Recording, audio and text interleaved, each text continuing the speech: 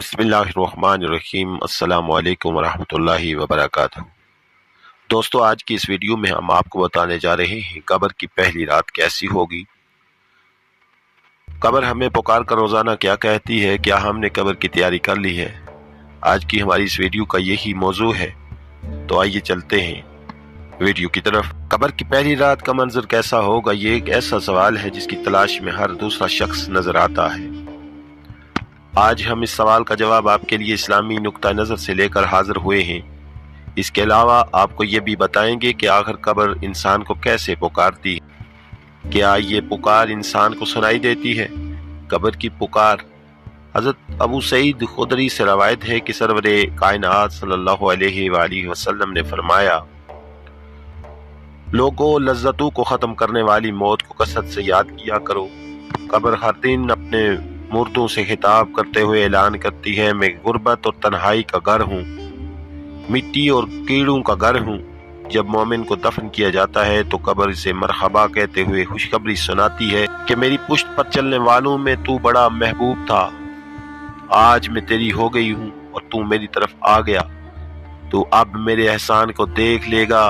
ये कहकर कब्र ताहत निगाह कुशादा हो जाती है और जन्नत का दरवाज़ा इसके लिए खोल दिया जाता है, जहाँ से इसको जन्नत की ताज़ा हवा आती है।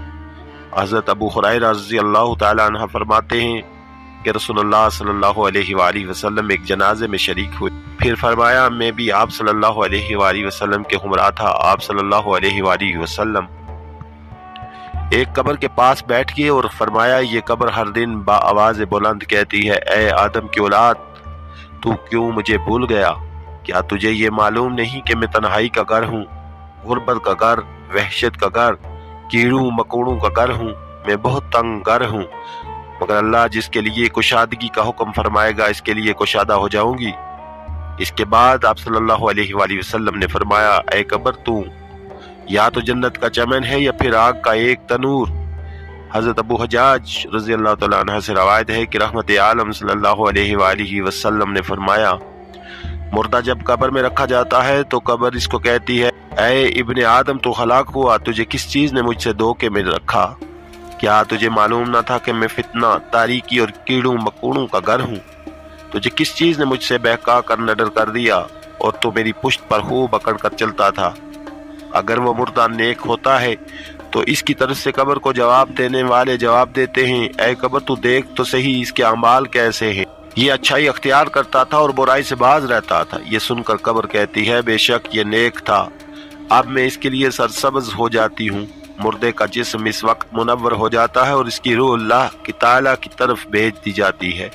हज़रत अब्दुल्लाह बिन उबैद रज़ियल्लाहु तआला अन्हु से रवायत है कि रसूलुल्लाह सल्लल्लाहु अलैहि वसल्लम ने फरमाया, मुर्दा कब्र में बैठता है और इन लोगों के पैरों की आवाज़ भी सुनता है जो इसके जनाजे के साथ कब्र तक गए हूँ।